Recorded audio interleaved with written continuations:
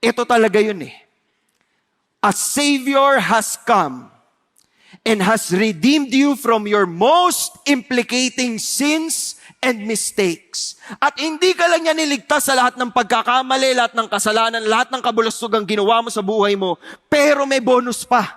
Meron ka pang access to eternal life in heaven. In heaven na walang luluha, walang iiyak, walang tatangis, walang mamamatay. Lahat ng prutas nandun, pati dinosaur nandun, pati yung mga idol mo sa Bible nandun silang lahat. Good news ba to mga kapatid?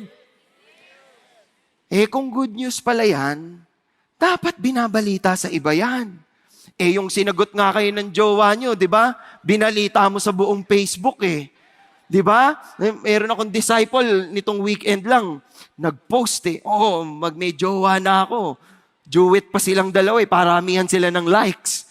Ganun talaga, pag may good news, babalita mo sa iba. So kung ito ay good news, na may nagligtas sa atin, na kahit basubas ang buhay natin, iniligtas tayo, binigyan tayo ng awa, ng pagmamahal, at entitled tayo to go to heaven, to be saved, to be saved from our sins and live eternity in heaven.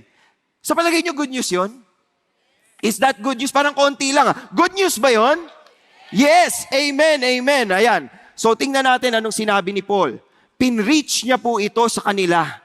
Yung pagpipreach ni Paul, hindi imbento. Hindi siya pumunta sa Corinth at nag-imbento ng kwento.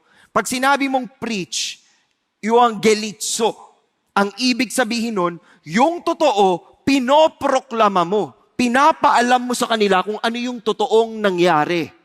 And so he was telling them, I gave you facts, solid facts about Jesus Christ, about the gospel. And then he said, if you hold fast, kung kakapitan at patuloy kayong maniniwala, okay kayo. Pero kung bibitawan nyo, kung bigla kayong makakalimot, kung tatalikuran nyo yung pananampalatayang yan, sinasayang nyo yung good news. Alam